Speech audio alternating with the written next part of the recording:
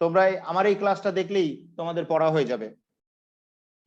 আমি এখন ইলেকট্রোফিলিক প্রতিস্থাপন বিক্রিয়া আলোচনা করব। কোন জৈব যৌগের হাইড্রোজেন পরমাণু, বেনজিন জৈব যৌগ, এর 6 কোণায় 6টা কার্বনে কিন্তু 6টা হাইড্রোজেন আছে। এই কোন জৈব যৌগের হাইড্রোজেন পরমাণু ইলেকট্রোফাইল দ্বারা যদি প্রতিস্থাপিত হয়, তাহলে সেই প্রতিস্থাপন বিক্রিয়াকে বলা হয় ইলেকট্রোফিলিক প্রতিস্থাপন।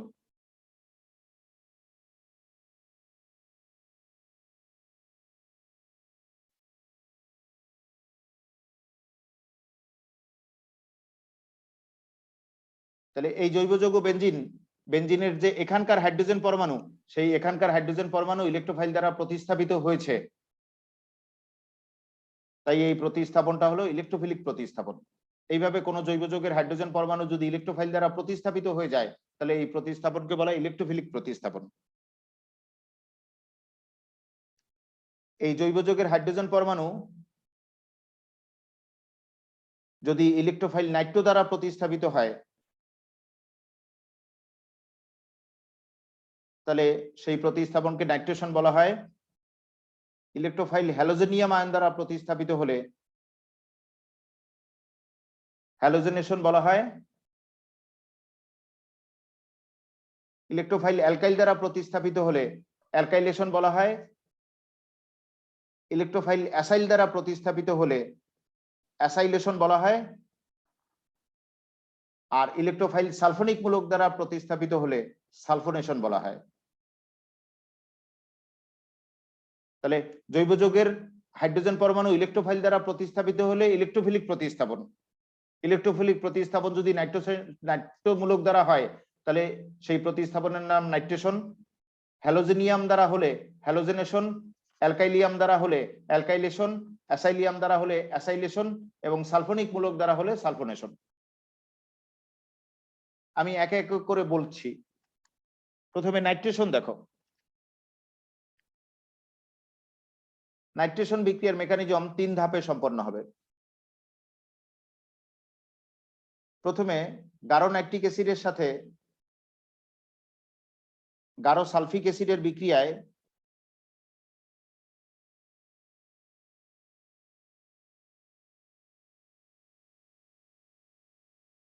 ইলেকট্রোফাইল নাইট্রোনিয়াম আয়ন,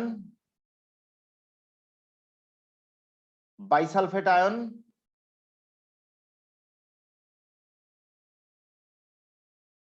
এবং হাইড্রোনিয়াম আয়ন উৎপন্ন হবে।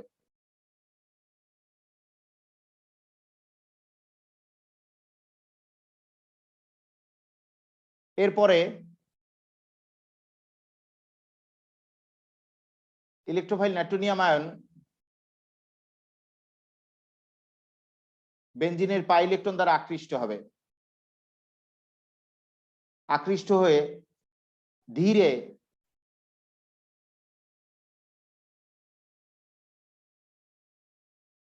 কার্বনিয়াম আয়ন গঠন করবে।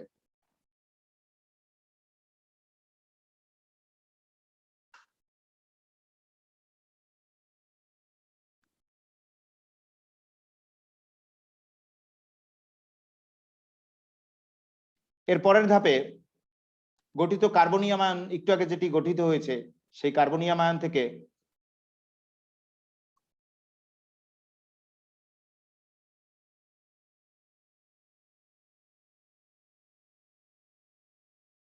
দাঁড়াও, এখানে নাইট্রো হবে। গঠিত কার্বনিয়াম আয়ন থেকে একটু লিখে নিই। একটু আগে যে কার্বনিয়াম আয়ন গঠিত হয়েছে, সেই কার্বনিয়াম আয়ন থেকে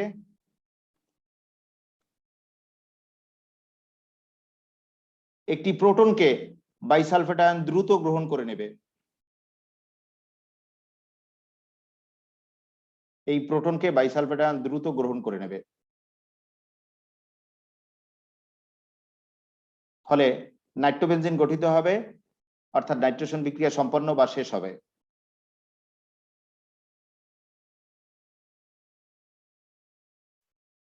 আর বাই প্রোডাক্ট উৎপন্ন হবে সালফিক অ্যাসিড।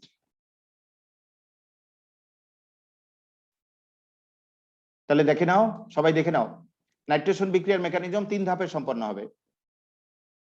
প্রথমে গাঢ় নাইট্রিক অ্যাসিডের সাথে গাঢ় সালফিক অ্যাসিডের বিক্রিয়ায় electrophile nitronium ion, bisulphate ion ও হাইড্রোনিয়াম আয়ন তৈরি হবে। এরপরে ইলেকট্রোফাইল নাইট্রোনিয়াম আয়ন বেনজিনের পাই ইলেকট্রন দ্বারা আকৃষ্ট হয়ে ধীরে কার্বনিয়াম আয়ন গঠন করবে। এরপরের ধাপে গঠিত কার্বনিয়াম আয়ন থেকে একটি প্রোটনকে বাইসালফেট আয়ন দ্রুত গ্রহণ করে নেবে, ফলে নাইট্রোবেনজিন উৎপন্ন হবে, অর্থাৎ নাইট্রেশন বিক্রিয়া সম্পন্ন বা শেষ হবে। আবার বলি, একই তো, এরপর স্পিড বাড়াবো। নাইট্রেশন বিক্রিয়ার মেকানিজম 3 ধাপে সম্পন্ন হয়। প্রথমে গাঢ় নাইট্রিক অ্যাসিডের সাথে গাঢ় সালফিক অ্যাসিডের বিক্রিয়া electrophile nitronium ion, bisulphate ion ও হাইড্রোনিয়াম আয়ন উৎপন্ন হয়। এরপর ইলেকট্রোফাইল নাইট্রোনিয়াম আয়ন বেনজিনের পাই ইলেকট্রন দ্বারা আকৃষ্ট হয়ে ধীরে কার্বনিয়াম আয়ন গঠন করে। এর পরের ধাপে গঠিত কার্বনিয়াম আয়ন থেকে একটি প্রোটনকে বাইসালফেট আয়ন দ্রুত গ্রহণ করে নেয়, ফলে নাইট্রোবেনজিন উৎপন্ন হয়, অর্থাৎ নাইট্রেশন বিক্রিয়া সম্পন্ন বা শেষ হয়। এরপর দেখো হ্যালোজেনেশন বিক্রিয়া। হ্যালোজেনেশন বিক্রিয়ার মেকানিজমও অনুরূপভাবে 3 ধাপে সম্পন্ন হবে এবং ব্যাপার স্যাপার তো প্রায় একই।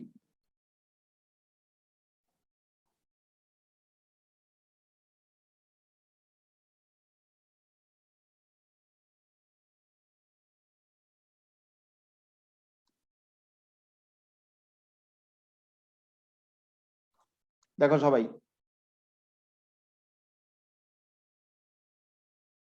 প্রথমে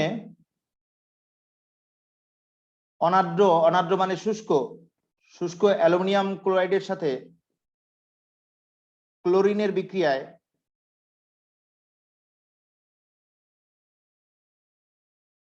ইলেকট্রোফাইল ক্লোরিনিয়াম আয়ন আর অ্যালুমিনিয়াম টেট্রাক্লোরাইড আয়ন উৎপন্ন হবে। এরপরে উৎপন্ন ইলেকট্রোফাইল ক্লোরিনিয়াম আয়ন বেনজিনের পাই ইলেকট্রন দ্বারা আকৃষ্ট হয়ে ধীরে কার্বনিয়াম আয়ন গঠন করবে। এর পরের ধাপে গঠিত কার্বনিয়াম আয়ন থেকে একটি প্রোটনকে অ্যালুমিনিয়াম টেট্রাক্লোরাইড আয়ন দ্রুত গ্রহণ করে নেবে,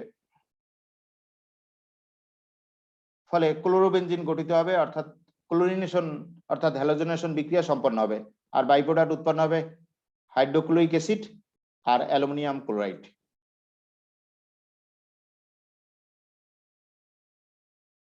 তাহলে দেখো, হ্যালোজেনেশন হিসাবে আমি ক্লোরিনেশন বিক্রিয়ার মেকানিজম বলছি। এই হ্যালোজেনেশন অর্থাৎ ক্লোরিনেশন বিক্রিয়ার মেকানিজম 3 ধাপে সম্পন্ন হবে। প্রথমে অনার্দ্র অ্যালুমিনিয়াম ক্লোরাইডের সাথে ক্লোরিনের বিক্রিয়ায় ইলেকট্রোফাইল ক্লোরিনিয়াম আয়ন আর অ্যালুমিনিয়াম টেট্রাক্লোরাইড আয়ন উৎপন্ন হবে। এরপর ইলেকট্রোফাইল ক্লোরিনিয়াম আয়ন বেনজিনের পাই ইলেকট্রন দ্বারা আকৃষ্ট হয়ে ধীরে কার্বনিয়াম আয়ন গঠন করবে। এর পরের ধাপে গঠিত কার্বনিয়াম আয়ন থেকে একটি প্রোটনকে অ্যালুমিনিয়াম টেট্রাক্লোরাইড আয়ন দ্রুত গ্রহণ করে নেবে, ফলে ক্লোরোবেনজিন উৎপন্ন হবে, অর্থাৎ ক্লোরিনেশন বিক্রিয়া সম্পন্ন হবে। আবার বলি, ক্লোরিনেশন বিক্রিয়ার মেকানিজম 3 ধাপে সম্পন্ন হবে।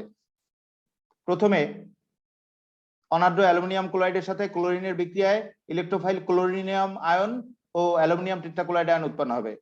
এরপরে ইলেকট্রোফাইল ক্লোরিনিয়াম আয়ন বেনজিনের পাই ইলেকট্রন দ্বারা আকৃষ্ট হয়ে ধীরে কার্বনিয়াম আয়ন গঠন করবে। এর পরের ধাপে গঠিত কার্বনিয়াম আয়ন থেকে একটি প্রোটনকে অ্যালুমিনিয়াম টেট্রাক্লোরাইড আয়ন দ্রুত গ্রহণ করে নেবে, ফলে ক্লোরোবেনজিন গঠিত হবে, অর্থাৎ ক্লোরিনেশন বিক্রিয়া সম্পন্ন হবে। এইভাবে ফিডেল কাপ অ্যালকাইলেশন বিক্রিয়া দেখো, সবই প্রায় ঘুরে ফিরে একই ব্যাপার।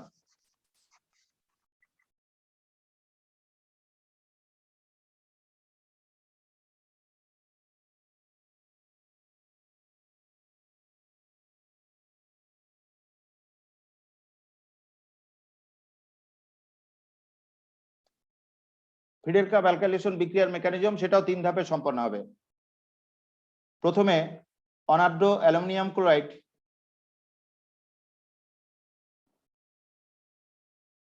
এবং অ্যালকাইল ক্লোরাইডের বিক্রিয়ায়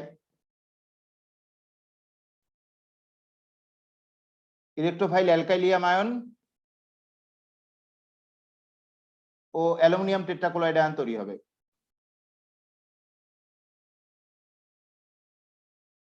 এরপরে ইলেকট্রোফাইল অ্যালকাইলিয়াম আয়ন বেনজিনের পাই ইলেকট্রন দ্বারা আকৃষ্ট হয়ে ধীরে কার্বনিয়াম আয়ন গঠন করবে। এর পরের ধাপে গঠিত কার্বনিয়াম আয়ন থেকে একটি প্রোটনকে অ্যালুমিনিয়াম টেট্রাক্লোরাইড আয়ন দ্রুত গ্রহণ করে নেবে, ফলে অ্যালকাইল বেনজিন গঠিত হবে। আর বাই প্রোডাক্ট তো একই। তাহলে দেখো ফিডেল কাপ অ্যালকাইলেশন বিক্রিয়ার মেকানিজম দেখো। ফিডেল কাপ অ্যালকাইলেশন বিক্রিয়ার মেকানিজম 3 ধাপে সম্পন্ন হবে। প্রথমে অনার্দ্র অ্যালুমিনিয়াম ক্লোরাইড ও অ্যালকাইল ক্লোরাইডের বিক্রিয়ায় ইলেকট্রোফাইল অ্যালকাইলিয়াম আয়ন ও অ্যালুমিনিয়াম টেট্রাক্লোরাইড আয়ন উৎপন্ন হবে। এর পরের ধাপে ইলেকট্রোফাইল অ্যালকাইলিয়াম আয়ন বেনজিনের পাই ইলেকট্রন দ্বারা আকৃষ্ট হয়ে ধীরে কার্বনিয়াম আয়ন গঠন করবে। পরবর্তী ধাপে গঠিত কার্বনিয়াম আয়ন থেকে একটি প্রোটনকে অ্যালুমিনিয়াম টেট্রাক্লোরাইড আয়ন দ্রুত গ্রহণ করে নেবে, ফলে অ্যালকাইল বেনজিন গঠিত হবে, অর্থাৎ ফিডেল কাপ অ্যালকাইলেশন বিক্রিয়া সম্পন্ন হবে। এক্ষেত্রে যে অ্যালকাইল বলুক, মিথাইল ইথাইল সেটা লিখবা। মিথাইল বললে মিথাইল লিখবা, ইথাইল বললে ইথাইল লিখবা, প্রোপাইল বললে প্রোপাইল লিখবা। এরপর ফিডেল কাপ অ্যাসাইলেশন বিক্রিয়া তো আরো এক। ফিডেল কাপ অ্যাসাইলেশন বিক্রিয়া প্রায় সেমই, খালি অ্যালকাইলের বদলে অ্যাসাইল।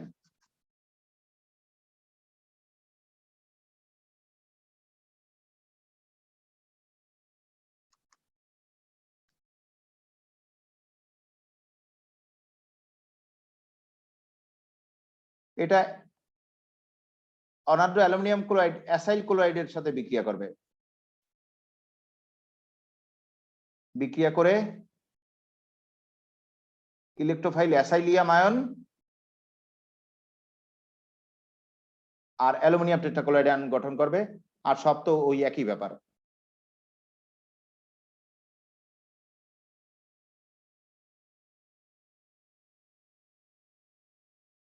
পুরো অ্যালকাইলেশন আর অ্যাসাইলেশনের মধ্যে কোনো পার্থক্য নাই, খালি অ্যালকাইলের স্থলে অ্যাসাইল আসবে, আর কোনো পার্থক্য নাই।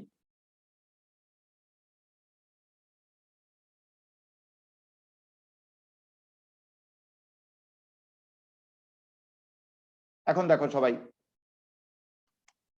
ফিডেল কাপ অ্যাসাইলেশন বিক্রিয়ার মেকানিজম আলোচনা করতেছি। ফিডেল কাপ অ্যাসাইলেশন বিক্রিয়ার মেকানিজম 3 ধাপে সম্পন্ন হবে। প্রথমে অনার্দ্র অ্যালুমিনিয়াম ক্লোরাইডের সাথে অ্যাসাইল ক্লোরাইডের বিক্রিয়ায় electrophile acylium ion aluminium tetrachloride ion উৎপন্ন হবে। এর পরের ধাপে ইলেকট্রোফাইল অ্যাসাইলিয়াম আয়ন বেনজিনের পাই ইলেকট্রন দ্বারা আকৃষ্ট হয়ে ধীরে কার্বনিয়াম আয়ন গঠন করবে। এর পরের ধাপে গঠিত কার্বনিয়াম আয়ন থেকে একটি প্রোটনকে অ্যালুমিনিয়াম টেট্রাক্লোরাইড আয়ন দ্রুত গ্রহণ করে নেবে, ফলে অ্যাসাইল বেনজিন গঠিত হবে, অর্থাৎ অ্যাসাইলেশন বিক্রিয়া সম্পন্ন হবে।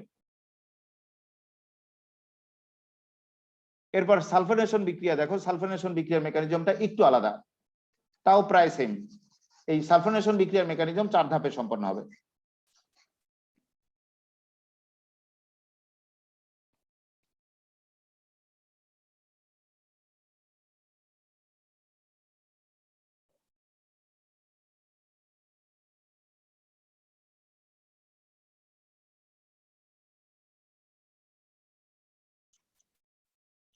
দেখো সালফোনেশন বিক্রিয়ার মেকানিজমের ধাপগুলো দেখো। প্রথম ধাপে গাঢ় সালফিক অ্যাসিড অণু বিয়োজিত হয়ে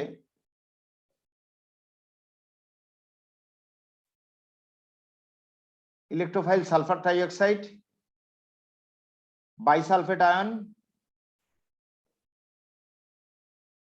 ও হাইড্রোনিয়াম আয়ন উৎপন্ন করবে।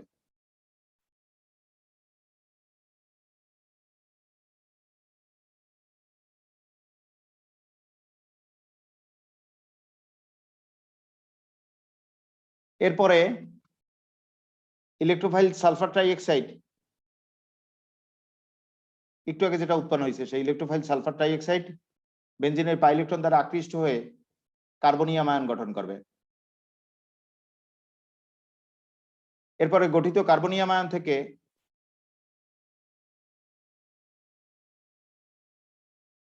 একটি প্রোটনকে, একটু আগে যে বাইসালফেট আয়ন উৎপন্ন হয়েছিল সেই বাইসালফেট আয়ন দ্রুত গ্রহণ করে নেবে, ফলে বেনজিন সালফার ট্রাইঅক্সাইডের অ্যানায়ন অর্থাৎ মাইনাস আয়ন উৎপন্ন হবে। আর বাইসালফেট আয়ন প্রোটনকে গ্রহণ করলে উৎপন্ন হয় কি? সালফিক অ্যাসিড।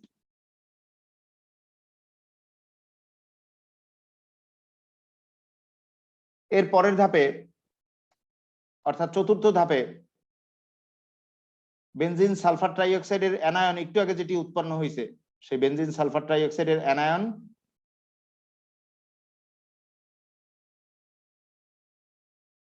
হাইড্রোনিয়াম আয়ন থেকে একটি প্রোটন গ্রহণ করবে, ফলে বেনজিন সালফোনিক অ্যাসিড উৎপন্ন হবে, অর্থাৎ সালফোনেশন বিক্রিয়া সম্পন্ন বা শেষ হবে।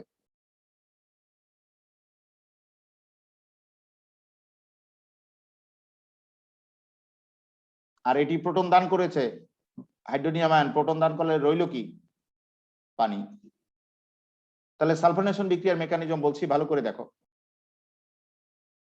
সালফোনেশন বিক্রিয়ার মেকানিজম 4 ধাপে সম্পন্ন হবে।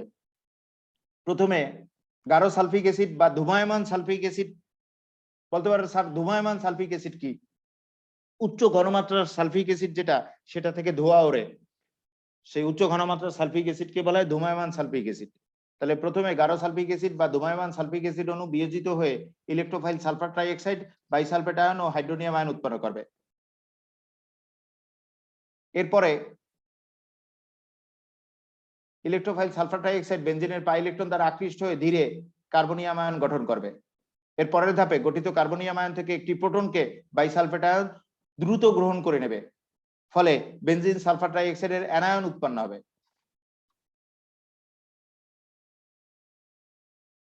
চতুর্থ ধাপে বেনজিন সালফার ট্রাইঅক্সাইডের অ্যানায়ন হাইড্রোনিয়াম আয়ন থেকে একটি প্রোটন গ্রহণ করবে, ফলে বেনজিন সালফোনিক অ্যাসিড উৎপন্ন হবে, অর্থাৎ সালফোনেশন বিক্রিয়া সম্পন্ন বা শেষ হবে।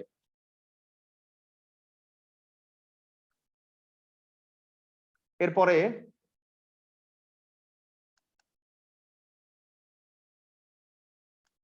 বেনজিনের বহু প্রতিস্থাপন আলোচনা করতেছি।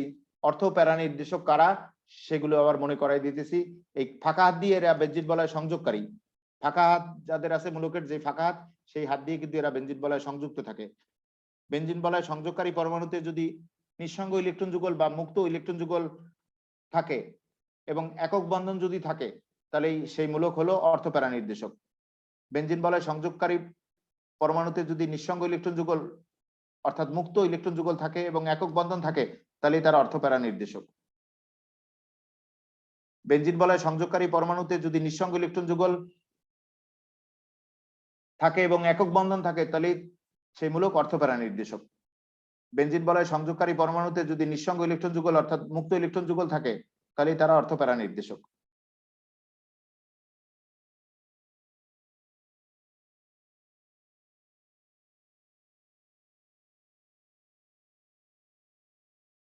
বেনজিন বলয় সংযোগকারী পরমাণুতে নিঃসঙ্গ ইলেকট্রন যুগল এবং একক বন্ধন যদি থাকে, তাহলে সেই মূলককে বলে অর্থ প্যারা নির্দেশক মূলক।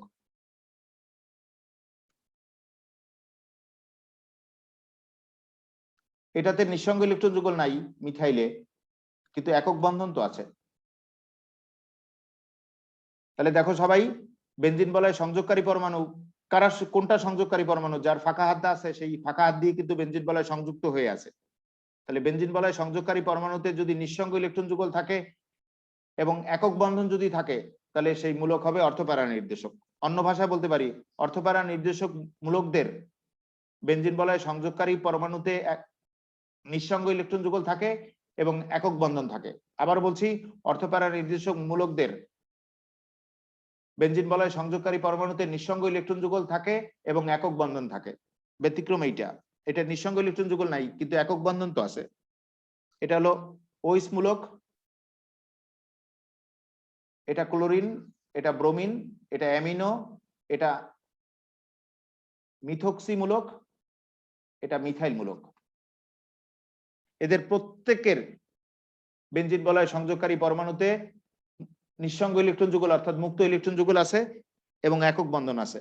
এটা একটু ব্যতিক্রম, কিন্তু এটা নিঃসঙ্গ ইলেকট্রন যুগল নাই, একক বন্ধন তো আছে। আর মেটা নির্দেশকদের বেলায়, মেটা নির্দেশকদের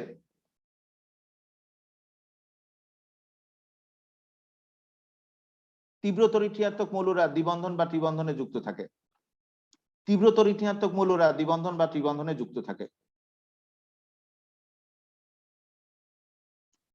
তীব্র তড়িৎ-ঋণাত্মক মৌলরা দ্বিবন্ধন বা ত্রিবন্ধনে যুক্ত থাকে।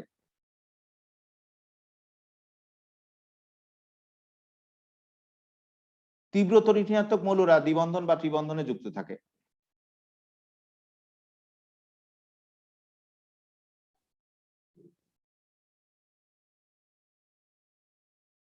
তাহলে এদের প্রত্যেকেরই দেখো তীব্রতা ঋণাত্মক মৌল নাইট্রোজেন বা অক্সিজেন কি দ্বিবন্ধন বা ত্রিবন্ধনে যুক্ত আছে, তাই এই মূলকরা মেটা নির্দেশক।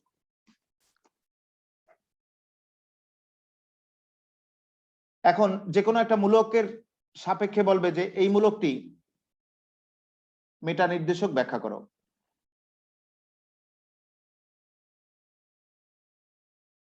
বা অর্থপ্যারা নির্দেশক ব্যাখ্যা করো।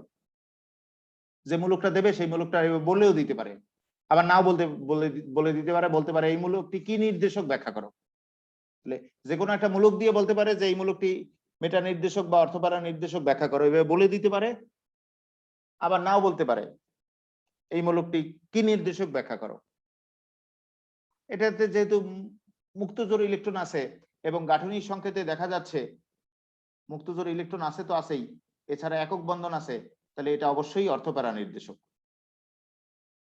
এইভাবে যে কোনো একটা মূলক দিয়ে বলবে এই মূলকটি কি নির্দেশক ব্যাখ্যা করো, বা ডাইরেক্ট বলে দিতে পারে এই মূলকটি অর্থপ্যারা নির্দেশক ব্যাখ্যা করো। কোশ্চেন ধরতে কোনো কষ্টই হবে না। তাহলে আমি একটা দেখাচ্ছি, একটা মেকানিজম দেখাচ্ছি, তাহলেই তো হবে, সবই তো একই ব্যাপার। সুষম সাইজের 5টা বেঞ্জিন কাঠামো একে রেজোন্যান্সের মাধ্যমে এই মূলকটি যে অর্থপ্যারা নির্দেশক সেটা ব্যাখ্যা করতে হবে।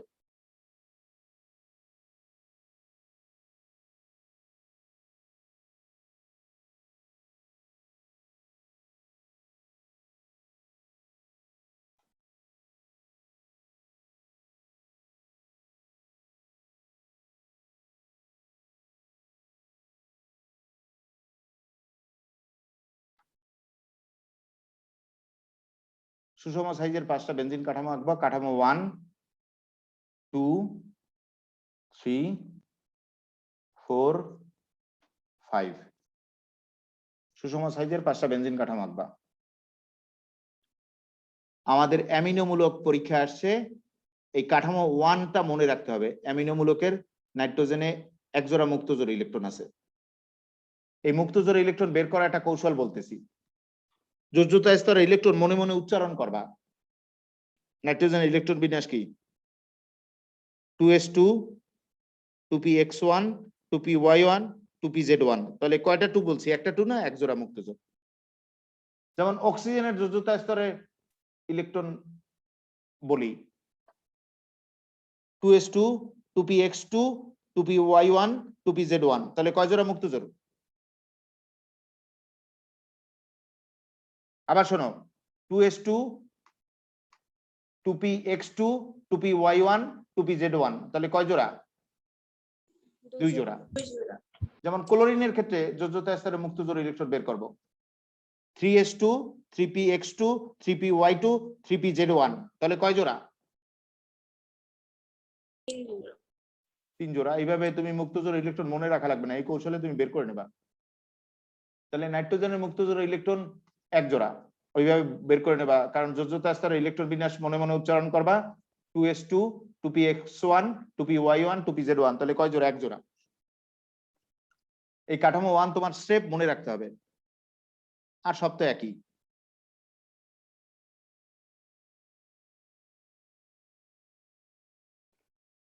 কাঠামো 1 কাঠামো 2 তে পরিণত হবে। সেক্ষেত্রে এই এক জোড়া ইলেকট্রন এখানে এসে আরেকটা বন্ধন গঠন করবে, ফলে একক বন্ধনের স্থলে এখানে দ্বিবন্ধন গঠিত হবে। কিন্তু নাইট্রোজেনের এখানকার ইলেকট্রন নিচে চলে যাওয়ার কারণে এখানটাতে ইলেকট্রনের ঘাটতি পড়বে। ঘাটতি পড়ার কারণে নাইট্রোজেনের এখানে কি প্লাস চার্জ হবে। আর এই দুইটা বন্ডের একটা বন্ডের বন্ড ইলেকট্রন এইখানের এই কার্বনে চলে আসবে।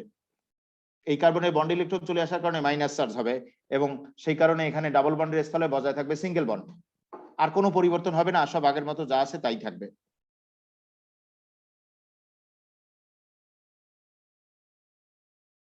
এরপর কাঠামো 2 কাঠামো 3 তে পরিণত হবে। সেক্ষেত্রে এই মাইনাস চার্জের ইলেকট্রন এখানে গিয়ে আরেকটা বন্ড গঠন করবে, ফলে এখানে সিঙ্গেল বন্ডের স্থলে ডাবল বন্ড হবে। আর এই দুইটা বন্ডের একটা বন্ডের বন্ড ইলেকট্রন এখানে এই কার্বনে চলে আসবে। এই কার্বনের বন্ড ইলেকট্রন চলে আসার কারণে মাইনাস চার্জ হবে, এবং সেই কারণে এখানে ডাবল বন্ডের স্থলে বজায় থাকবে সিঙ্গেল বন্ড। আর কোনো পরিবর্তন হয়নি, আর সব আগের মতো যা আছে তাই আছে।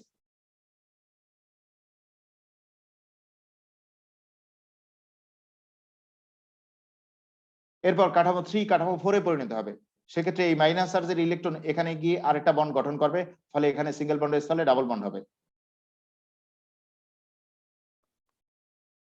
আর এই দুইটা বন্ডের একটা বন্ডের বন্ড ইলেকট্রন এখানে এই কার্বনে চলে আসবে, এই কার্বনের বন্ড ইলেকট্রন চলে আসার কারণে মাইনাস চার্জ, আর সেই কারণে এখানে ডাবল বন্ডের স্থলে বজায় থাকবে সিঙ্গেল বন্ড। আর কোনো পরিবর্তন হয়নি, সব আগের মতো যা আছে তাই আছে।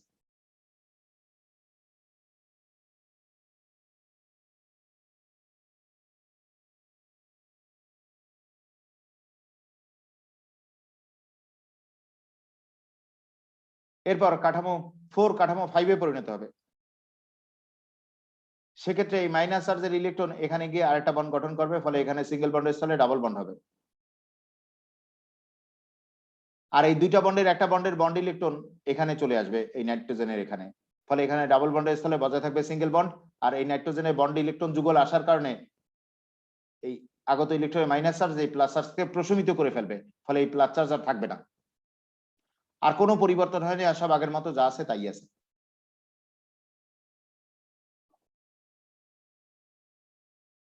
এই কাঠামোগুলোতে পরমাণুরা স্থান অপরিবর্তিত রেখে ইলেকট্রনরা স্থানান্তরিত হয়েছে, অর্থাৎ এই কাঠামোগুলো হলো রেজোনান্স কাঠামো বা বাংলায় বলতে পারো অনুরণন কাঠামো। এই রেজোনান্স বা অনুরণন কাঠামোগুলো খেয়াল করে দেখা যাচ্ছে কাঠামো নম্বর 2 আর 4 বেঞ্জিন বলয় অর্থস্থানে ইলেকট্রন মেঘের ঘনত্ব বাড়ে, এবং 3 বেঞ্জিন বলয় প্যারা স্থানে ইলেকট্রন মেঘের ঘনত্ব বাড়ে, এবং সেই কারণে সেই স্থানে ঋণাত্মক চার্জের সৃষ্টি হয়। তাই নতুন ইলেকট্রোফাইল গ্রুপ এই অর্থ প্যারা স্থানে এসে যুক্ত হয়। তা আবার বিক্রিয়ার মাধ্যমে দেখাবা যে অ্যানিলিনের সাথে যদি ব্রোমিন যুক্ত হয়, তাহলে অ্যানিলিনের অ্যামিনো মূলকের সাপেক্ষে নতুন ব্রোমিনরা অর্থ প্যারা স্থানে এসে যুক্ত হবে।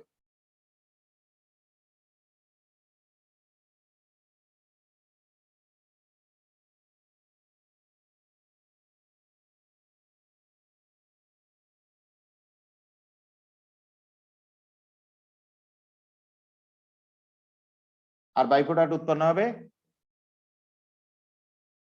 হাইড্রোব্রোমিক অ্যাসিড, বা এখানে নাম্বারিং করে বলতে পারো। এটা কি 2,4,6 ট্রাইব্রোমো অ্যানিলিন। এক্ষেত্রে অ্যামিনোমূলক অর্থপ্যারা নির্দেশক, তাই অ্যামিনোমূলকের সাপেক্ষে পরবর্তী মূলকরা আসছে কোথায়? অর্থ স্থানে আর প্যারা স্থানে।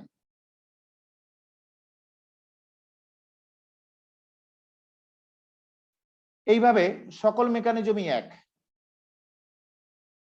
কিন্তু মিথাইলের বেলায় একটু আলাদা। মিথাইলের বেলায় একটু আলাদা, সেইটা একটু বলে যাচ্ছি।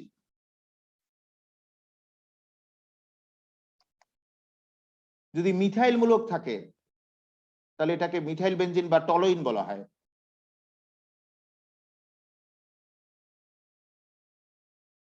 মিথাইল মূলকে তো মুক্তজোড় ইলেকট্রন আসার সুযোগ নাই, এখানে আসবে বন্ধন ইলেকট্রন।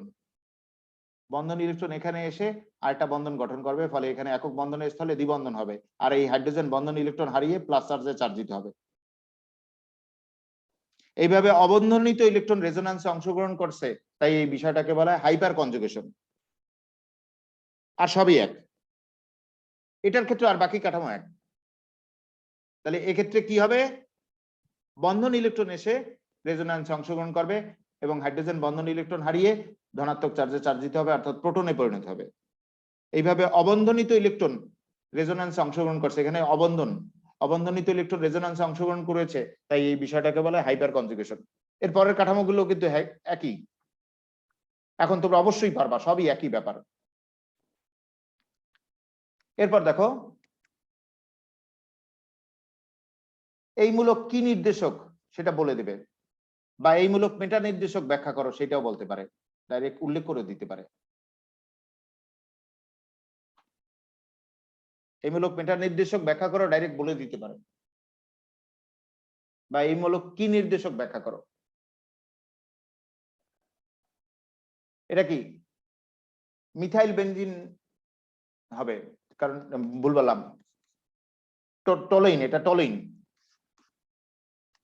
বেনজিনে C3 থাকলে এটা ভুল বললাম আবার, এটা বেনজালডিহাইড, বেনজিনের CH3 থাকলে এটা বেনজালডিহাইড। এই বেনজালডিহাইডটা দেখো, এই বেনজালডিহাইড যে মেটা নির্দেশক সেটা রেজোন্যান্সের মাধ্যমে দেখাবা সুষম সাইজের 5টা বেনজিন কাঠামো তৈরি করবা। শীটে কিন্তু 6টা কাঠামো দেওয়া আছে, 6টার দরকার নাই, 5টা দেবা। ষষ্ঠটা হলো এই 5টার মিশ্রণ বা সংকর, যা দেওয়ার দরকার পড়ে না, কারণ এই 5টা আঁকলেই তো হয়। এই 5টার মিশ্রণ বা সংকর হলো ষষ্ঠটা, তাহলে ষষ্ঠটা আঁকার প্রয়োজন পড়ে না।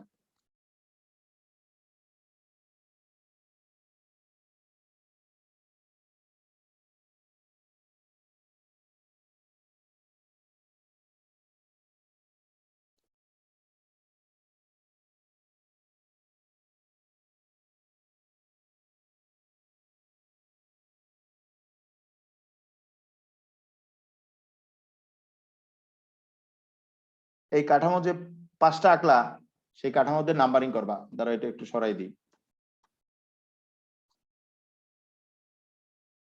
এই কাঠামো 5টাকে নাম্বারিং করতে হবে, 1 2 3 4 5।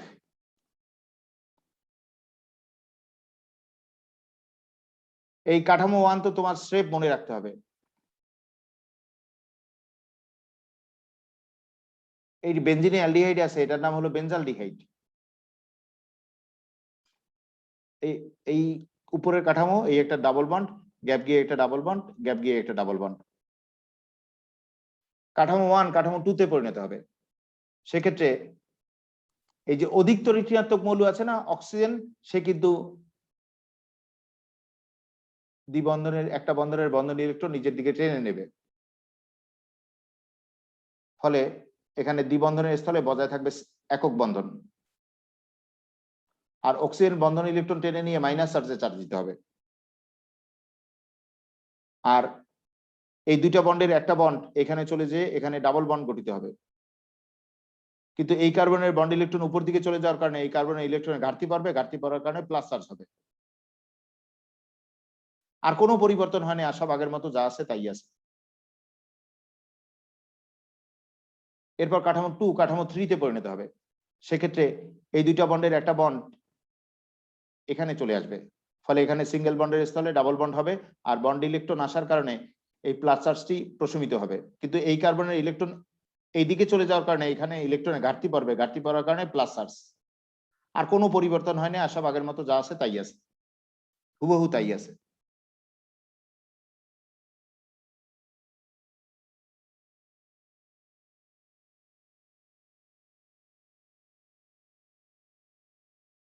এরপর কাঠামো 3 কাঠামো 4-এ পরিণত হবে। সেক্ষেত্রে এই দুইটা বন্ডের একটা বন্ড এখানে চলে আসবে, ফলে এখানে সিঙ্গেল বন্ডের স্থলে ডাবল বন্ড, আর বন্ড ইলেকট্রন আসার কারণে প্লাস চার্জ প্রশমিত হবে। কিন্তু এই কার্বন ইলেকট্রন নিচের দিকে চলে যাওয়ার কারণে এখানটাতে ইলেকট্রনের ঘাটতি পড়বে, ঘাটতি পড়ার কারণে প্লাস চার্জ হবে। আর কোনো পরিবর্তন হয়নি, আর সব আগের মতো যা আছে তাই আছে।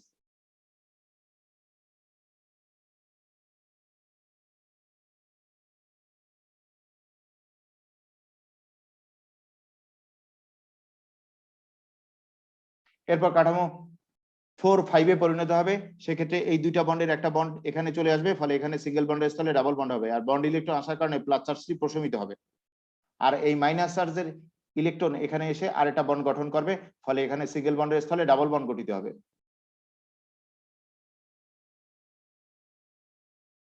আর কোনো পরিবর্তন হয়নি, আর সব আগের মতো যা আছে তাই আছে।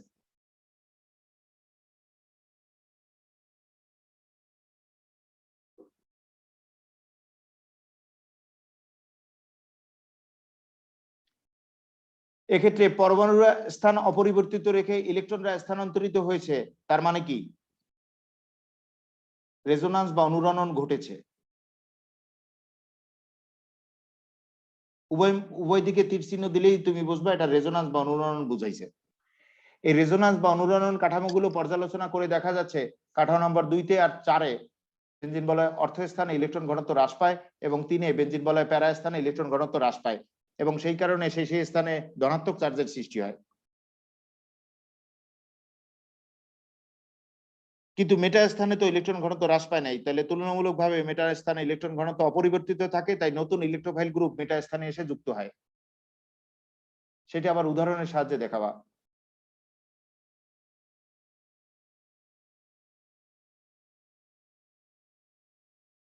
যে বেনজালডিহাইড মেটা নির্দেশক, তাই এটাকে যখন নাইট্রেশন করা হয়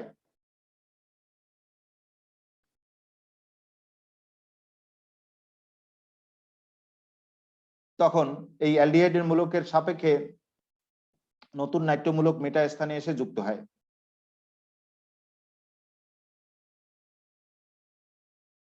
এই দেখো অ্যালডিহাইড মূলকের সাপেক্ষে নতুন নাইট্রো কোথায় যুক্ত হলো? মেটা স্থানে।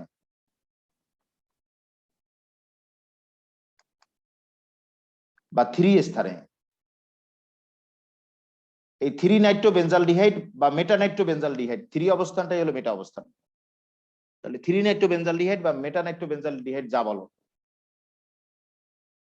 তাহলে এই অ্যালডিহাইড মূলক মেটা নির্দেশক, তাই অ্যালডিহাইড মূলকের সাপেক্ষে পরবর্তী নাইট্রো মূলক আসছে কোথায়? মেটা অবস্থানে। এটা উদাহরণের সাহায্যে দেখাবা। এখন তোমার যেটা আসুক ওই একই ব্যাপার, তোমার যেটা আসুক ওই এক কথাই লিখবা রেজোন্যান্সে, সব তো এক, নতুন করে তার দেখানো লাগে না। আমি তো প্রতিটাই দেখাইছি প্রথম রিভিশনে। এখন শোনো, ইলেকট্রোফিলিক প্রতিস্থাপন আর নিউক্লিওফিলিক প্রতিস্থাপন দুই ধরনের প্রতিস্থাপন। তো এখন আমি নিউক্লিওফিলিক প্রতিস্থাপন বলছি। কোন জৈব যৌগের কোন পরমাণু বা মূলক যদি নিউক্লিওফাইল দ্বারা প্রতিস্থাপিত হয় তাহলে সেই প্রতিস্থাপন বিক্রিয়াকে বলা হয় নিউক্লিওফিলিক প্রতিস্থাপন বিক্রিয়া। এখানে এই জৈব যৌগের এই পরমাণুটি নিউক্লিওফাইল দ্বারা প্রতিস্থাপিত হয়েছে, তাই এটা নিউক্লিওফিলিক প্রতিস্থাপন। এই নিউক্লিওফিলিক প্রতিস্থাপন বিক্রিয়া আবার দুই ধরনের, SN1 একাণবিক নিউক্লিওফিলিক প্রতিস্থাপন আর SN2 দ্বিআণবিক নিউক্লিওফিলিক প্রতিস্থাপন। আমি প্রথমে SN1 অর্থাৎ একাণবিক নিউক্লিওফিলিক প্রতিস্থাপন বিক্রিয়া বলছি। 11টা 8 বাজলে আপনার ক্লাস শেষ। অর্নি অর্নি এখন দেখো SN1 বিক্রিয়া বলতেছি, একাণবিক নিউক্লিওফিলিক প্রতিস্থাপন বিক্রিয়া বা SN1 বিক্রিয়া।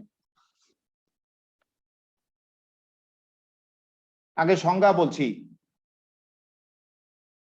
একটি মাত্র বিকারকের ঘনমাত্রার উপর যে নিউক্লিওফিলিক প্রতিস্থাপন বিক্রিয়ার গতি নির্ভরশীল তাকে বলা হয় একাণবিক নিউক্লিওফিলিক প্রতিস্থাপন বিক্রিয়া বা সংক্ষেপে এটাকে বলা হয় SN1 বিক্রিয়া। এই বিক্রিয়ার বৈশিষ্ট্য হলো বিক্রিয়াটি 2 ধাপে ঘটবে। 3 ডিগ্রি অ্যালকাইল হ্যালাইডের ক্ষেত্রে বিক্রিয়াটি সহজে ঘটবে এবং বিক্রিয়াটাই হবে প্রথম ক্রম বিক্রিয়া। বলতে পারো স্যার প্রথম ক্রম বিক্রিয়া কি? বিক্রিয়ার বেগ একটির ঘনমাত্রার উপর নির্ভরশীল হলে সেটাকেই বলা হয় প্রথম ক্রম। তাহলে আবার বলছি, SN1 বা একাণবিক নিউক্লিওফিলিক প্রতিস্থাপন বিক্রিয়া শোনো, একটি মাত্র বিকারকের ঘনমাত্রার উপর যে নিউক্লিওফিলিক প্রতিস্থাপন বিক্রিয়ার বেগ নির্ভরশীল তাকেই বলা হয় একাণবিক নিউক্লিওফিলিক প্রতিস্থাপন বিক্রিয়া বা SN1 বিক্রিয়া। এই বিক্রিয়ার বৈশিষ্ট্য হলো বিক্রিয়াটি 2 ধাপে ঘটবে। 3 ডিগ্রি অ্যালকাইল হ্যালাইডের ক্ষেত্রে বিক্রিয়াটি সহজে ঘটবে এবং বিক্রিয়াটি হবে প্রথম ক্রম বিক্রিয়া। SN1 বিক্রিয়ার মেকানিজম 2 ধাপে সম্পন্ন হবে। প্রথম ধাপে অ্যালকাইল হ্যালাইড অণুটি স্লোলি অর্থাৎ ধীরে ধীরে আয়নিত হবে। আয়নিত হয়ে কার্বনিয়াম আয়ন বা কার্বোক্যাটায়ন আর হ্যালাইড আয়ন উৎপন্ন করবে। দ্বিতীয় ধাপে উৎপন্ন কার্বনিয়াম আয়ন বা কার্বোক্যাটায়নের সাথে অতি দ্রুত কেন্দ্রাকর্ষী বিকারক এসে যুক্ত হবে।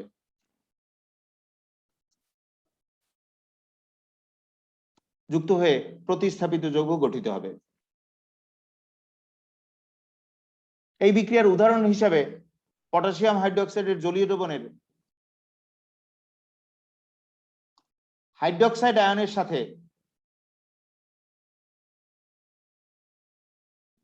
টারশিয়ারি বিউটাইল ক্লোরাইডের বিক্রিয়া বলতে পারি, কারণ এই বিক্রিয়াটা SN1 কৌশলে ঘটে।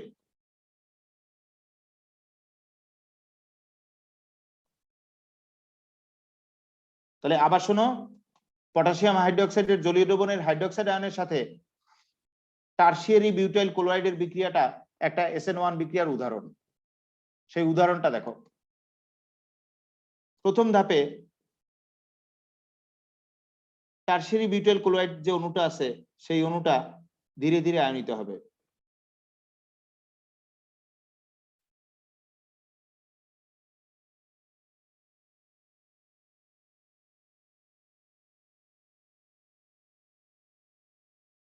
আয়নিত হয়ে কার্বনিয়াম আয়ন বা কার্বোক্যাটায়ন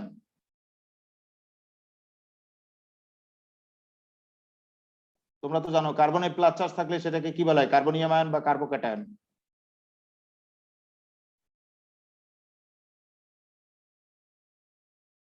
আর ক্লোরাইড আয়ন উৎপন্ন হবে। এর পরের ধাপে উৎপন্ন কার্বনিয়াম আয়ন বা কার্বোক্যাটায়ন যেটি একটু আগে উৎপন্ন হয়েছিল, সেই কার্বনিয়াম আয়ন বা কার্বোক্যাটায়নের সাথে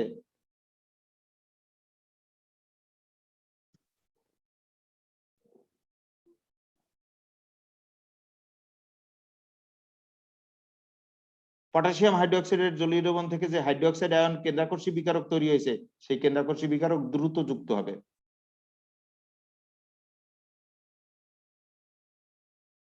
যুক্ত হয়ে প্রতিস্থাপিত যৌগ টারশিয়ারি বিউটাইল অ্যালকোহল উৎপন্ন হবে।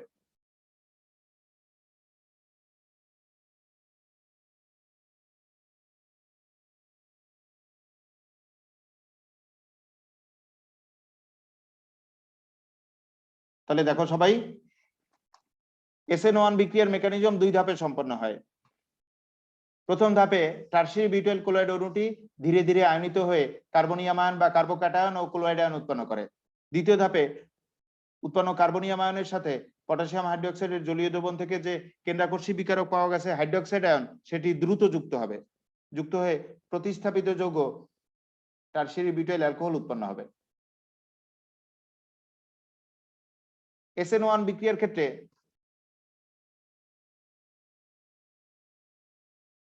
বিক্রিয়ার যে গতিবেগ, সেই বিক্রিয়ার গতিবেগ বা বিক্রিয়ার হার, প্রথম ধাপে অ্যালকাইল হ্যালাইডের যে কার্বন হ্যালোজেনের বন্ধনটি ছিল, সেই বন্ধনটি ছিল একক বন্ধন অর্থাৎ সিগমা বন্ধন।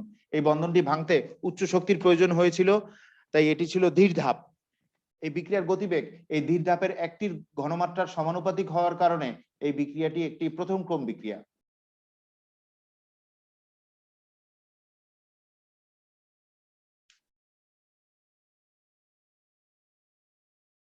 আর SN1 বিক্রিয়ার ক্ষেত্রে অ্যালকাইল হ্যালাইডের সক্রিয়তার ক্রম হলো সবচেয়ে বেশি সক্রিয় 3 ডিগ্রি অ্যালকাইল হ্যালাইড, তার চেয়ে less than 2 degree alkyl halide, তার চেয়ে less than 1 degree alkyl halide এবং সবচেয়ে কম সক্রিয় হলো মিথাইল হ্যালাইড।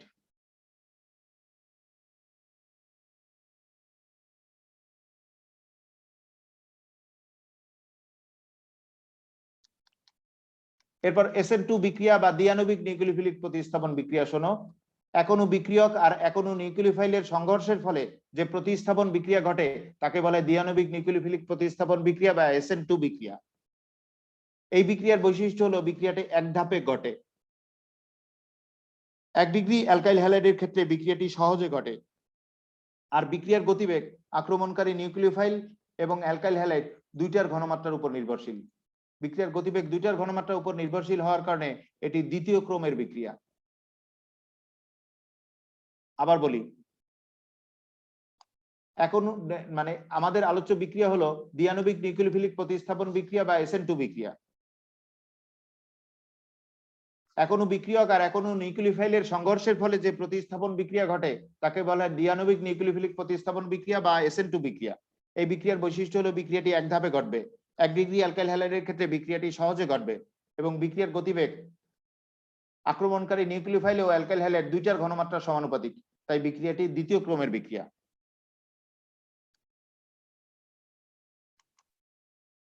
SN2 বিক্রিয়ার ক্ষেত্রে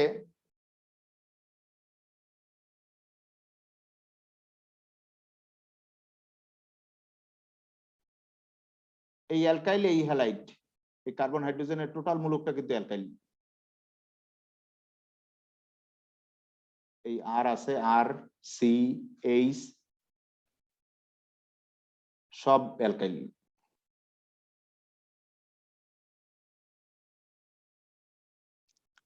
অ্যালকাইল এই হ্যালাইড। অ্যালকাইল হ্যালাইডে হ্যালোজেনের তড়িৎ ঋণাত্মকতা বেশি, সে আংশিক ঋণাত্মক চার্জ, আর কার্বনের তড়িৎ ঋণাত্মকতা কম, সে আংশিক ধনাত্মক চার্জ। এই অ্যালকাইল হ্যালাইডের কার্বন হ্যালোজেনের যে পাশে হ্যালোজেনটা আছে ডান পাশে, কেন্দ্রাকর্ষী বিকারকটা তার বিপরীত পাশ থেকে অর্থাৎ বাম পাশ থেকে এই ধনাত্মক কার্বনকে আক্রমণ করবে।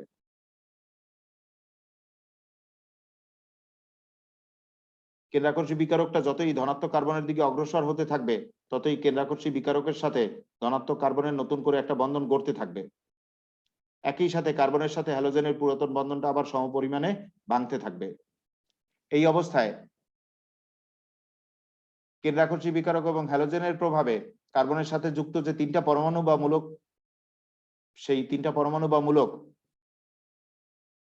একটা আর দুইটা এইচ, এরা একই সমতলে চলে এসে অবস্থান্তর জটিল অবস্থা গঠন করবে। এই থার্ড ব্র্যাকেটের মধ্যে অবস্থান্তর জটিল দেখানো হলো। বিক্রিয়ক উৎপাদের মধ্যবর্তী ধাপটাকে বলে অবস্থান্তর জটিল। এই অবস্থান্তর জটিলে কেন্দ্রাকর্ষী বিকারক এবং হ্যালোজেন উভয়ই আংশিক ঋণাত্মক চার্জ লাভ করবে এবং বিক্রিয়ার শেষে হ্যালোজেনটি হ্যালাইড আয়ন হিসাবে পরিত্যক্ত হবে, অর্থাৎ অপসারিত হবে এবং প্রতিস্থাপিত যৌগ গঠন করবে। এক্স প্রতিস্থাপন করে লাস্টে জেড আসবে।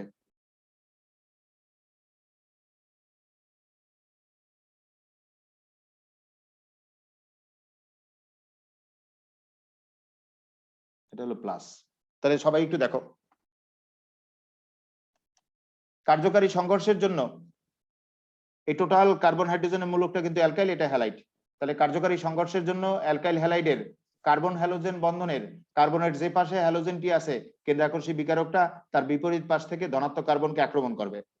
এই কেন্দ্রাকর্ষী বিকারকটা যতই ধনাত্মক কার্বনের দিকে অগ্রসর হতে থাকবে, ততই কেন্দ্রাকর্ষী বিকারকের সাথে কার্বনের নতুন করে একটি বন্ধন গড়তে থাকবে। একই সাথে কার্বনের সাথে হ্যালোজেনের পুরাতন বন্ধনটি আবার সমপরিমাণে ভাঙতে থাকবে। এই অবস্থায় কেন্দ্রাকর্ষী বিকারক এবং হ্যালোজেন উভয়ের প্রভাবে কার্বনের সাথে যুক্ত তিনটি পরমাণু বা মূলক, এরা একই সমতলে চলে এসে অবস্থান্তর জটিল অবস্থা গঠন করবে। অবস্থান্তর জটিলে কেন্দ্রাকর্ষী বিকারক এবং হ্যালোজেন উভয়ই আংশিক ঋণাত্মক চার্জ লাভ করবে এবং বিক্রিয়া শেষে হ্যালোজেনটি হ্যালাইড আয়ন হিসাবে পরিত্যক্ত হবে এবং প্রতিস্থাপিত যৌগ গঠিত হবে। এই যে এইটা বলতে পারো স্যার প্রতিস্থাপিত কোথায়, এক্স প্রতিস্থাপন করে জেড আসছে, তাই এটা প্রতিস্থাপিত যৌগ। আর এক্ষেত্রে ফিগার লেখার সময় মনে রাখবা, এই তিনটা ফিগার প্রতিস্থাপনের আগে যদি এরূপ থাকে, প্রতিস্থাপনের পরে উল্টে যাবে। এই তিনটা পরমাণু বা মূলক জাস্ট ঝড়ে উল্টানো ছাতার মতো ফিগার তৈরি হবে প্রতিস্থাপনের আগে আর পরে। কারণ উদাহরণ তো পারবা, উদাহরণ তো এই একই ব্যাপার।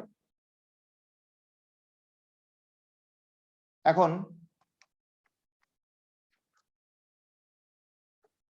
ইলেকট্রোফিলিক প্রতিস্থাপন আর নিউক্লিওফিলিক প্রতিস্থাপন বলতেছি,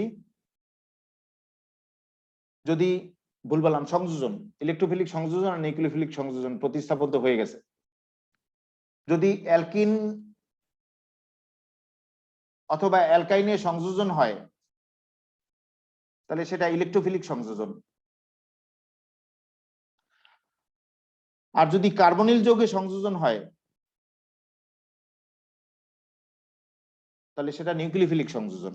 আমাদের আবার অ্যালকাইনের সংযোজনটা সিলেবাসে নাই, তাহলে আরো সহজ। অ্যালকিনের সংযোজন মানে ইলেকট্রোফিলিক সংযোজন, আর কার্বনিল যৌগে সংযোজন মানে নিউক্লিওফিলিক সংযোজন। এখন দেখো ইলেকট্রোফিলিক সংযোজন বলতেছি। ইলেকট্রোফিলিক সংযোজন বিক্রিয়ার মেকানিজম 3 ধাপে সম্পন্ন হবে। প্রথম ধাপে ইলেকট্রোফাইল নিউক্লিওফাইল অণুটি বিয়োজিত হয়ে ইলেকট্রোফাইল এবং নিউক্লিওফাইল উৎপন্ন করবে। দ্বিতীয় ধাপে ইলেকট্রোফাইল অ্যালকিনের পাই ইলেকট্রন দ্বারা আকৃষ্ট হবে।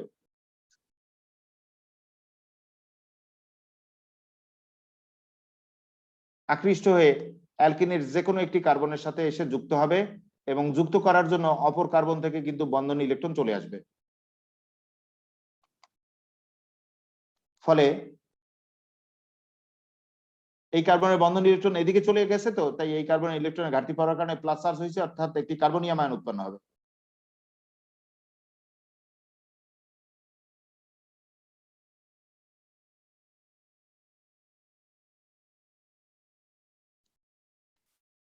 উৎপন্ন কার্বনিয়াম আয়নের সাথে পরবর্তী ধাপে নিউক্লিওফাইল যুক্ত হবে।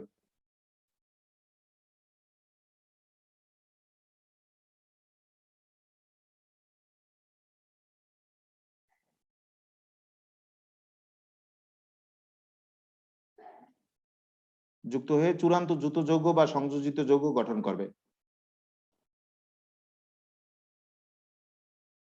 এই কার্বনিয়াম আয়নের সাথে নিউক্লিওফাইল যুক্ত হবে। যুক্ত হয়ে চূড়ান্ত যুত যৌগ বা সংযোজিত যৌগ গঠন করবে।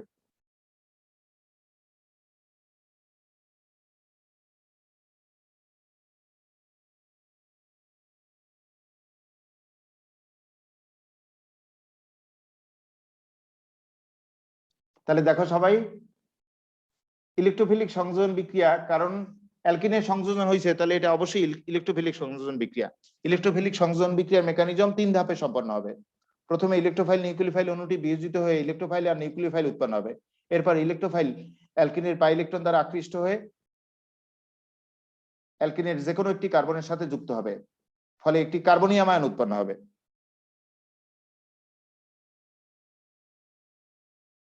এর পরের ধাপে উৎপন্ন কার্বনিয়াম আয়নের সাথে নিউক্লিওফাইল যুক্ত হয়ে চূড়ান্ত যুত যৌগ বা সংযোজিত যৌগ গঠন করবে।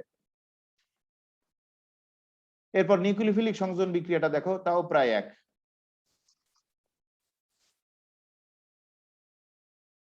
নিউক্লিওফিলিক সংযোজন বিক্রিয়া দেখো,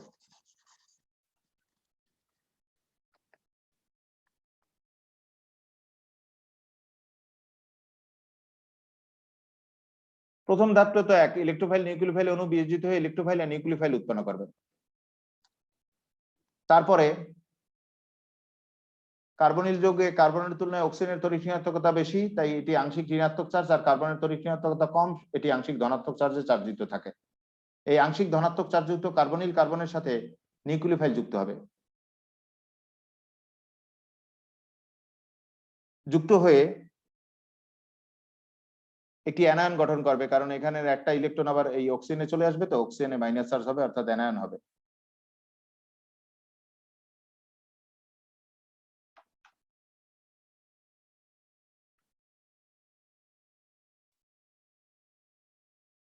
উৎপন্ন অ্যানায়নের সাথে, একটু আগে যে উৎপন্ন অ্যানায়ন হয়েছে, সেই অ্যানায়নের সাথে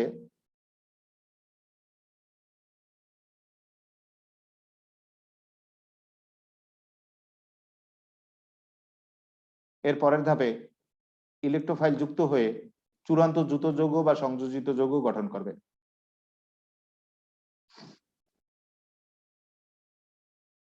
এ বেশ সহজ, সবচেয়ে সহজ এটা। এই পারবাই, যৌগের নাম না পারলে বলবা যে এইটি উৎপন্ন হয়।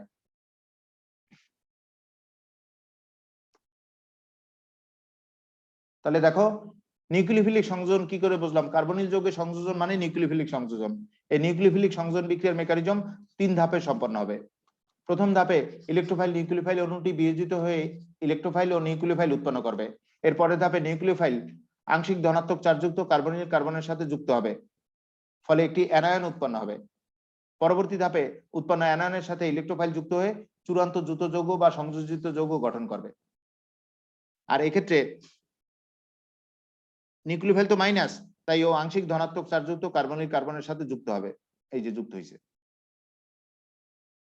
আর অধিক তড়িৎ ঋণাত্মক অক্সিজেন দুইটা বন্ধনের একটা বন্ধনের বন্ধন ইলেকট্রন টেনে নেবে। অক্সিজেন বন্ধন ইলেকট্রন টেনে নিয়ে মাইনাস চার্জ, আর সেই কারণে ডাবল বন্ডের স্থলে সিঙ্গেল বন্ড থাকবে। তাহলে আরেকবার বলি, নিউক্লিওফিলিক সংযোজন হয়েছে কেন? কার্বনিল যৌগের সংযোজন মানে নিউক্লিওফিলিক সংযোজন। এই নিউক্লিওফিলিক সংযোজন বিক্রিয়ার মেকানিজম 3 ধাপে সম্পন্ন হবে। প্রথমে ইলেকট্রোফাইল নিউক্লিওফাইল অণুটা বিয়োজিত হয়ে ইলেকট্রোফাইল ও নিউক্লিওফাইল উৎপন্ন করবে। এরপরে নিউক্লিওফাইল আংশিক ধনাত্মক চার্জযুক্ত কার্বনিল কার্বনের সাথে যুক্ত হবে, ফলে একটি অ্যানায়ন উৎপন্ন হবে। এর পরের ধাপে উৎপন্ন অ্যানায়নের সাথে ইলেকট্রোফাইল যুক্ত হয়ে চূড়ান্ত যুত যৌগ বা সংযোজিত যৌগ গঠন করবে। এরপরে মার্কোনিকভ আর বিপরীত মার্কোনিকভ বলে যাই, এটা একটু জটিল। মার্কোনিকভ আর বিপরীত মার্কোনিকভ দেখো, খালি মেকানিজমটা বলবো।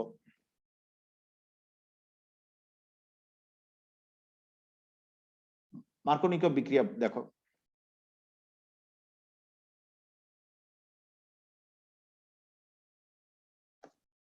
একটু বড় করে লিখি।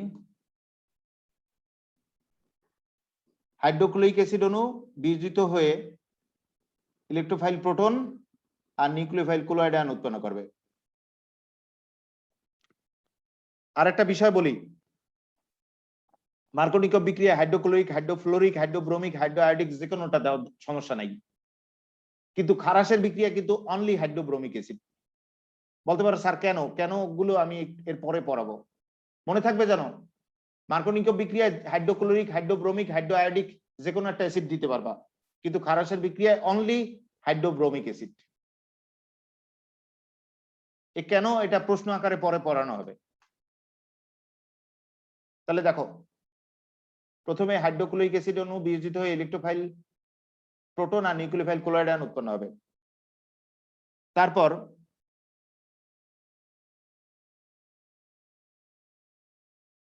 দুই অণু যে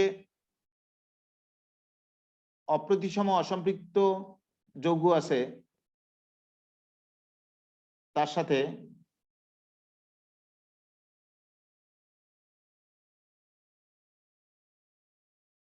ইলেকট্রোফাইল প্রোটন যুক্ত হবে।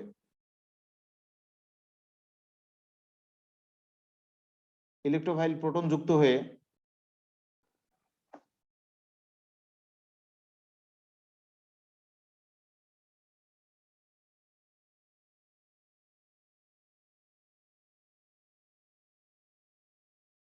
কম শক্তি সম্পন্ন বেশি স্থিতিশীল 2 ডিগ্রি কার্বনিয়াম আয়ন অর্থাৎ সেকেন্ডারি কার্বনিয়াম আয়ন গঠন করবে।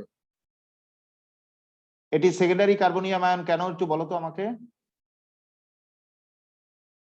সরাসরি অপর দুইটা কার্বনের সাথে যুক্ত। কার্বনিয়াম আয়ন যে কার্বনে আছে সেটি সরাসরি ভাবে অপর দুটি কার্বনের সাথে যুক্ত আছে, তাই এটি সেকেন্ডারি কার্বনিয়াম আয়ন।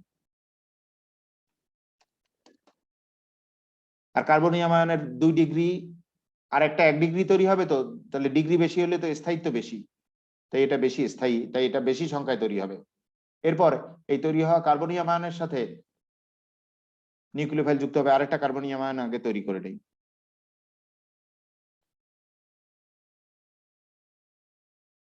আরেকটা কার্বনিয়াম আয়ন তৈরি হবে,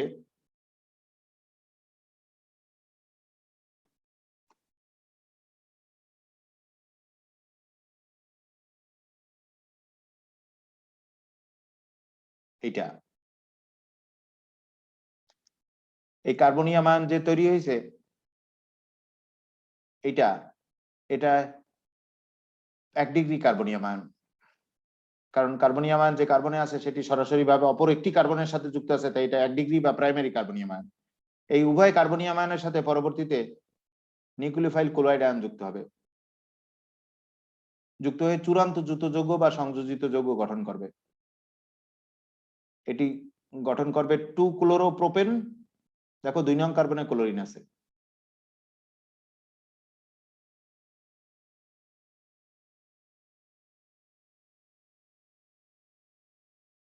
আর এইটা উৎপন্ন করবে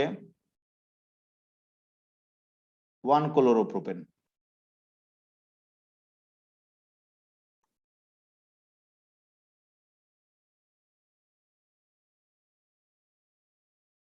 এক নং কার্বনে ক্লোরিন আছে, তো এটা 1 ক্লোরোপ্রোপেন। এটা অধিক সংখ্যায় তৈরি হবে কারণ অধিক স্থিতি, আর এটা কম সংখ্যায় তৈরি হবে কম স্থিত। এটা অধিক স্থিত, এটা কম স্থিত। তাহলে সবাই দেখো,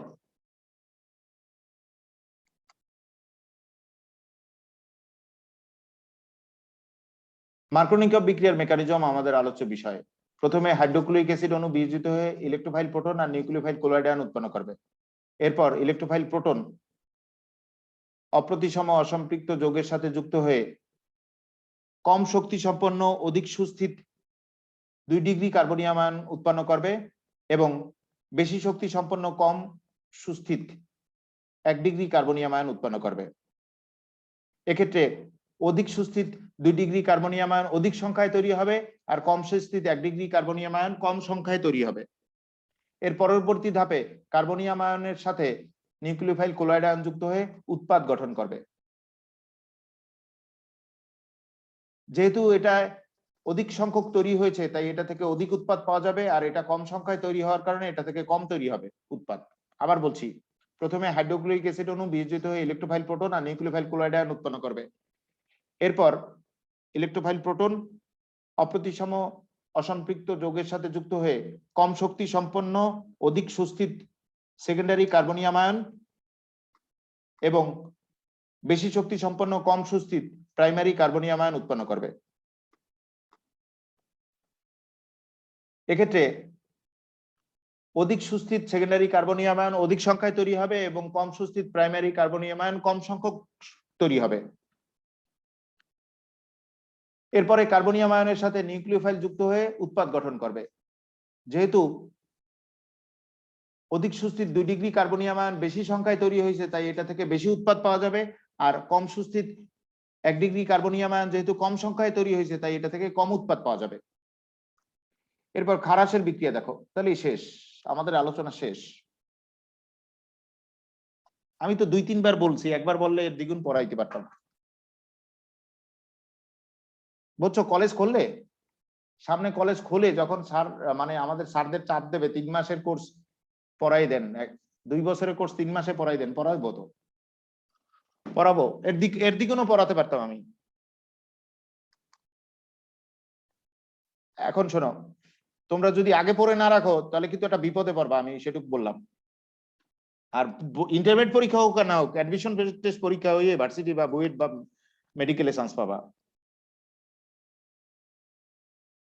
এখানে শোনো, বিপরীত মার্কনিক বিক্রিয়ার মেকানিজম 5 ধাপে সম্পন্ন হয়। এটা একটু মনোযোগ দিয়ে দেখো। প্রথমে পারঅক্সাইড অণু বিয়োজিত হয় উত্তাপে। পারঅক্সাইড অণু উত্তাপে বিয়োজিত হয়ে অ্যালকোক্সি মুক্তমূলক তৈরি করে। এরপরে তৈরি হওয়া অ্যালকোক্সি মুক্তমূলক, একটু আগে যেটা তৈরি হয়েছে, সেই অ্যালকোক্সি মুক্তমূলকের সাথে হাইড্রোব্রোমিক অ্যাসিডের বিক্রিয়ায় ব্রোমিন মুক্তমূলক তৈরি হয়।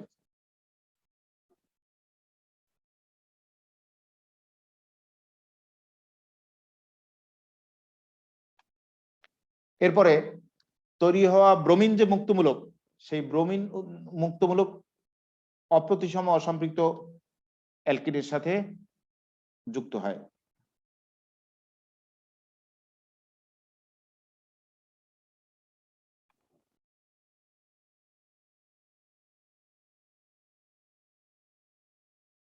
এই ব্রোমিন মুক্তমূলক অপ্রতিসম অসম্পৃক্ত অ্যালকিনের সাথে যুক্ত হবে।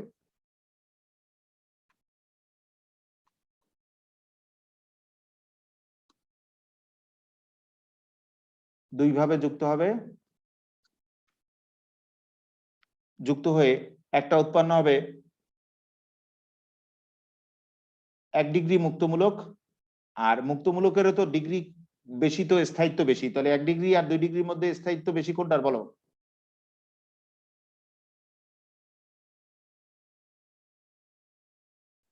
1 ডিগ্রি মুক্তমূলক তৈরি হবে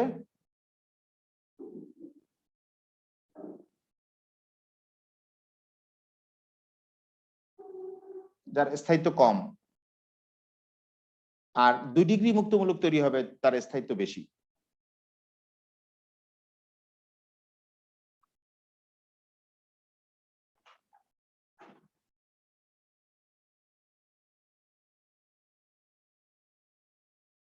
আর মুক্তমূলক ওই ওই একই কৌশলে চেনবা। মুক্তমূলক যে কার্বনে আছে সেই কার্বনটি সরাসরি ভাবে একটি কার্বনের সাথে যুক্ত থাকলে 1 ডিগ্রি, আর মুক্তমূলক যে কার্বনে আছে সেই কার্বনটি সরাসরি ভাবে 2টি কার্বনের সাথে যুক্ত আছে, এটা 2 ডিগ্রি।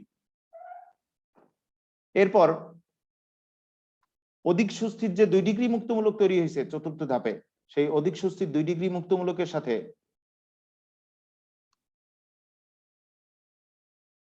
এটা একটু ভালো করে দেখে নাও। অধিক সুস্থির 2 ডিগ্রি মুক্তমূলকের সাথে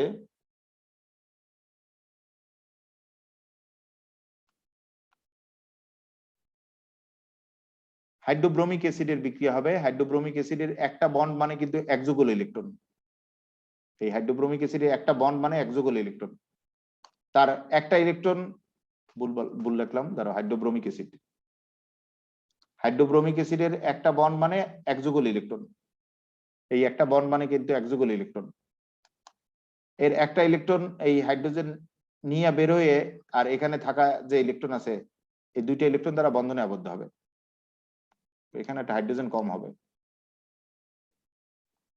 তাহলে এটা দ্বারা এই বন্ধনে আবদ্ধ হবে। কোনটা দ্বারা? নিয়ে আসা একটা ইলেকট্রন, বন্ধন ইলেকট্রন, আর থাকা একটা ইলেকট্রন, এই 2টা ইলেকট্রন দ্বারা বন্ধনে আবদ্ধ হবে।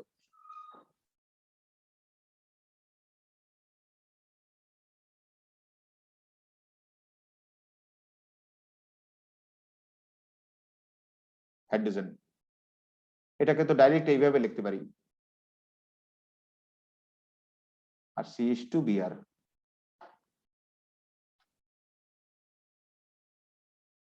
আর উৎপন্ন হবে কি? ব্রোমিন মুক্তমূলক।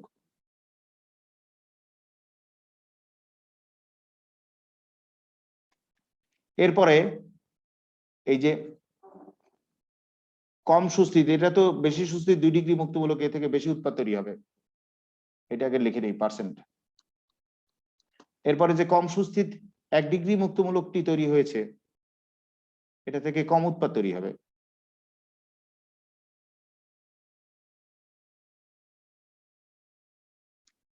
এটা ওই একইভাবে হাইড্রোব্রোমিক অ্যাসিডের সাথে বিক্রিয়া করবে। দেখো মিলাও আগেরটার সাথে।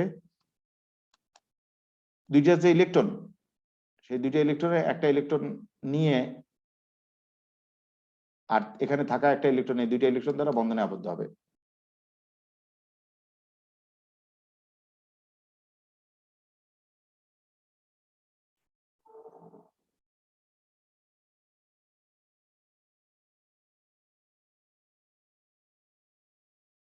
আর একটা উৎপন্ন হবে ব্রোমিন মুক্তমূলক। ব্রোমিন মুক্তমূলক কেন হয় শোনো, সেটাও দেখাই। এই ব্রোমিন আবার অপর ইলেকট্রন নিয়ে বের হয়ে যায়। ব্রোমিনের অপর ইলেকট্রন অর্থাৎ বেজোর ইলেকট্রন হয়, অর্থাৎ মুক্তমূলক তৈরি হয়। এখানে এই ব্রোমিনও অপর ইলেকট্রন নিয়ে বের হয়ে যায়, এই ব্রোমিনের বেজোর ইলেকট্রন হয়, অর্থাৎ মুক্তমূলক তৈরি হয়। এর পরের ধাপে দুইটা ব্রোমিন মুক্তমূলক একত্রিত হয়ে ব্রোমিন অণু গঠন করবে এবং মুক্তমূলক বিক্রিয়ার সমাপ্তি ঘটবে।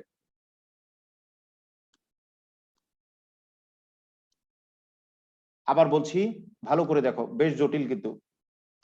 এই মুক্তমূলক বিক্রিয়া অর্থাৎ বিপরীত মার্কনিকভ বিক্রিয়া বা খারাস বিক্রিয়ার মেকানিজম 5 ধাপে সম্পন্ন হবে। প্রথমে পারক্সাইড অণু উত্তাপে বিয়োজিত হয়ে অ্যালকোক্সি মুক্তমূলক উৎপন্ন করবে। এরপরে উৎপন্ন অ্যালকোক্সি মুক্তমূলক হাইড্রোব্রোমিক অ্যাসিডের সাথে বিক্রিয়া করে ব্রোমিন মুক্তমূলক উৎপন্ন করবে।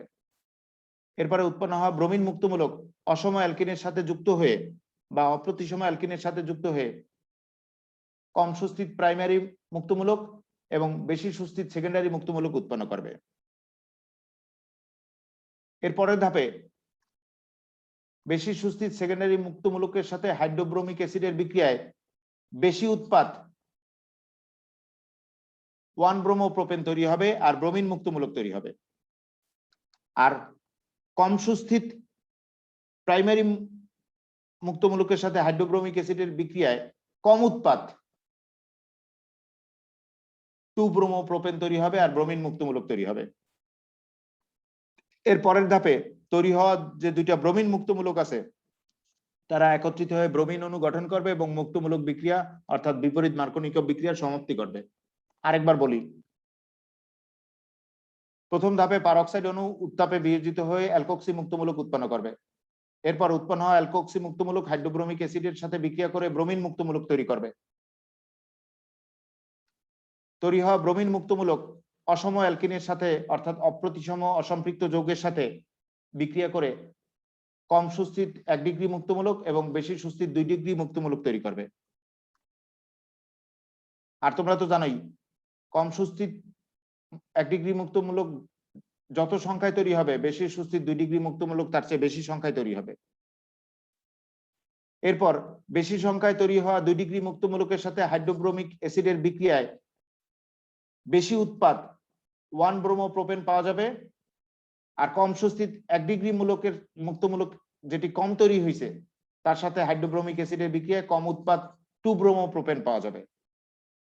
এবং লাস্টে দুইটা মুক্তমূলক একত্রিত হয়ে ব্রোমিন অণু গঠন করবে এবং মুক্তমূলক বিক্রিয়ার সমাপ্তি ঘটবে। আজকে এই পর্যন্ত, গুড নাইট। পরশুদিন পরীক্ষা, কেউ কিছু বলবা?